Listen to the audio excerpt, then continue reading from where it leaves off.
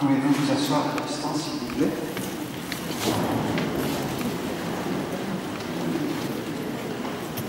Une délégation de frères musulmans a décidé de venir nous saluer au cœur de cette fête de mariage. Et je trouve ça très important. Comme beaucoup le savent, en ce moment, il se passe des choses dramatiques en Irak, en Syrie, en Palestine. Et il est très important, politiquement très important, et je fais de la politique, de montrer qu'il est possible de vivre différents et ensemble. Il est donc un geste tout à fait, moi je suis très reconnaissant que ce symbole de ce qui se passe souvent dans nos vies existe. Nous sommes différents, nous ne pensons pas la même chose, mais ce sont des frères et nous vivons ensemble. Donc je les accueille avec un grand plaisir et en souhaitant que cet exemple soit connu bien au-delà de nos frontières, en disant c'est possible de vivre ensemble. C'est possible, enfin, on n'est pas d'accord, on dit qu'on n'est pas d'accord, on est d'accord, on dit qu'on est d'accord, et on mange beaucoup de choses. Voilà.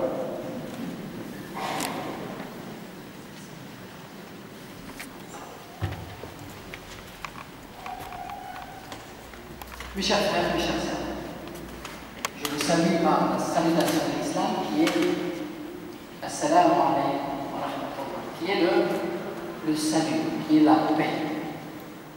Nous sommes venus aujourd'hui de la part d'une association qui s'appelle la FIG, qui est Fraternité Interculturelle Genève-Eiffel, pour délivrer un message.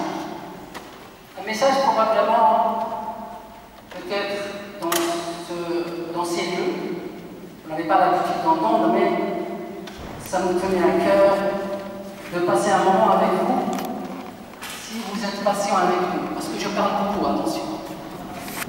Pas plus que ma femme, parce que ma femme elle parle beaucoup, mais un peu moins. Le message que je souhaite délivrer aujourd'hui est triple. Il s'agit d'un message de soutien, un message de dénonciation et un message de fraternité.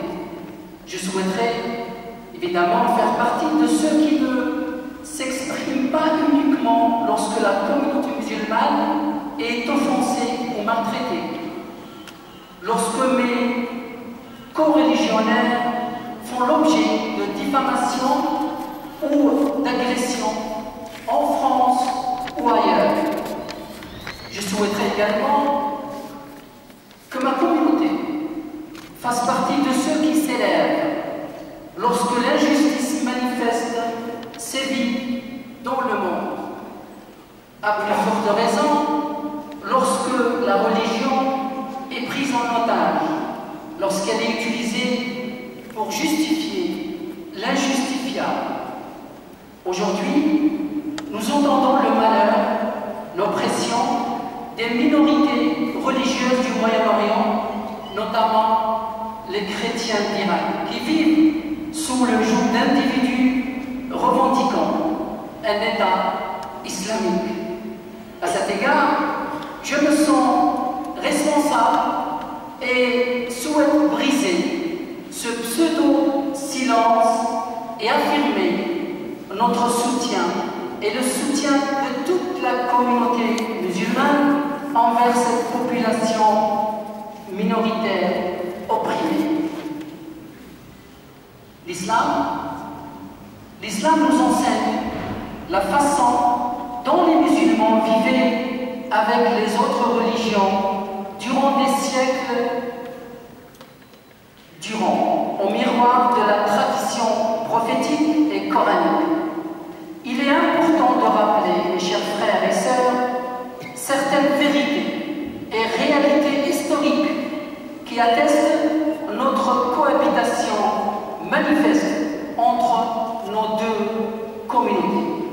L'Irak est aujourd'hui, ou c'était quelque temps, un musée des religions. Nous y trouvons des croyances qui n'existent nulle part ailleurs, comme les yézidis par exemple. Ce pays a connu l'État abbasside, qui a duré plus de 5 siècles. Il Idem pour l'État omeyyade basé à Damas. Ce qui est extraordinaire dans ces deux pays, ou dans ces deux États, c'est de trouver le plus grand nombre de religions et croyances et d'ethnies, évidemment, qui ont favorisé un espace propice à la discussion, à l'échange, à l'interaction. Un espace où le message de la fraternité universelle puisse s'adresser à tous les individus, assez large de générations, de cultures et de diversité. Chers frères, chères sœurs, la planète, la société française, les communautés, toutes les communautés sont composées d'hommes et de femmes singuliers tant sur le plan social, générationnel ou religieux. L'islam considère que ce pluralisme est une richesse à explorer afin de permettre d'accepter l'autre et, en respectant cette différence, nous permet de découvrir un éventail plus large de réalités. Nous, les musulmans, nos ennemis, nous les connaissons. Ce sont tous les mouvements radicaux qui utilisent la religion, n'importe quelle religion, afin de semer le terrorisme dans toutes ses formes. Un terrorisme physique et surtout un terrorisme intellectuel dans la société. Nos armes sont avant tout la lutte contre l'ignorance et la transmission des connaissances inspirées du prophète de l'islam, Muhammad sallallahu alayhi wa sallam, dans la langue ou dans la langue de ceux auxquels nous nous adressons. Le sermon doit être connu. Le sermon doit être connu. Toute parole doit être vraie. Et l'amour du prochain doit englober jusqu'à l'ennemi. Alors, laissez-nous entre nous et nos frères les chrétiens. Ils sont une partie de nous et nous sommes une partie d'eux. Nous partageons la même terre. Nous avons les mêmes droits et les mêmes devoirs. La justice musulmane dit à l'agresseur que tu es un agresseur, n'importe sa religion, et elle apporte aide et secours à l'opprimé et au maltraité. Pour finir, deux situations qui viennent enrichir mon message et m'inspirent également. La première s'est passée en l'an 637, quand le calife, le deuxième calife de l'islam, qui est Omar, il rentre à Jérusalem. Il a été amené à l'église de Saint-Sépulcre et lui a été demandé la possibilité, par les responsables évidemment, de prier dans l'église. Ce sont maintenant les chrétiens ou les catholiques qui ouvrent l'église pour le musulman.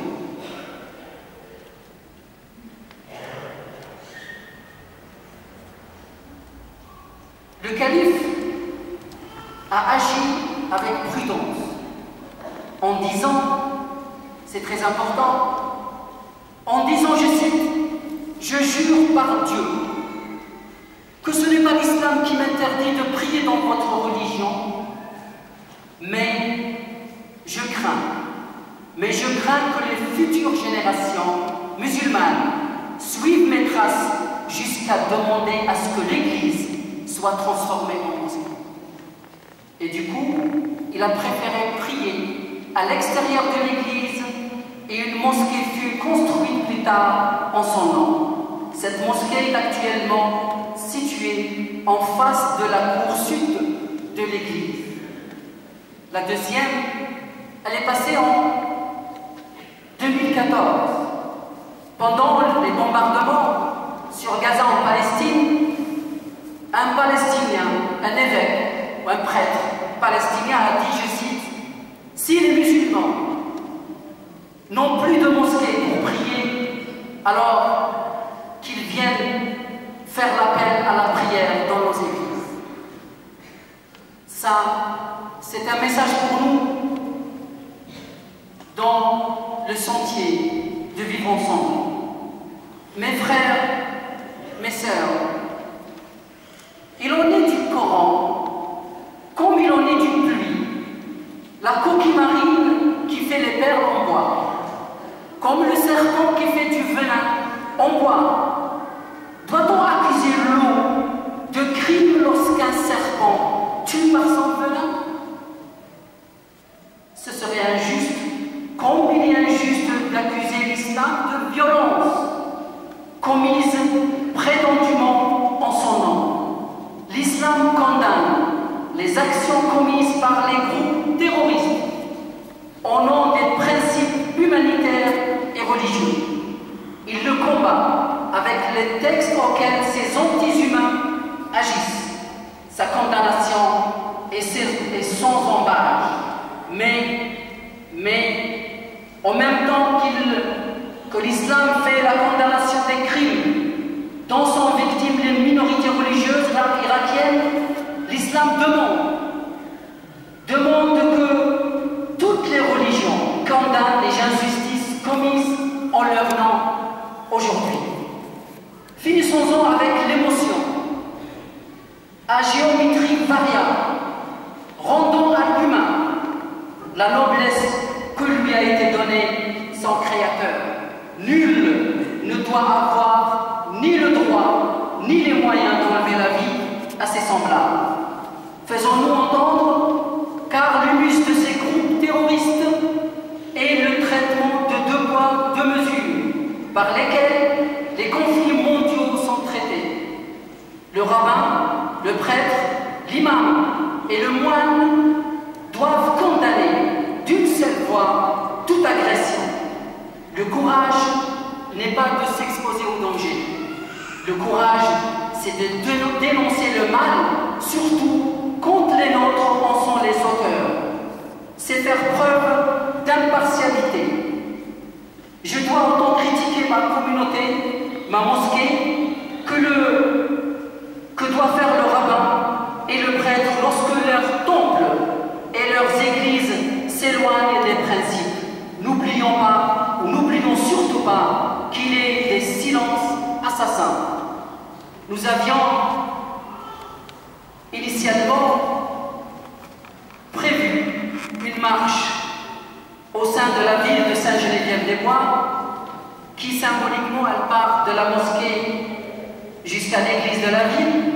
Cette manifestation pacifique, évidemment, a été malheureusement annulée par la sous-préfecture de Palaiseau en raison ou pour des raisons administratives.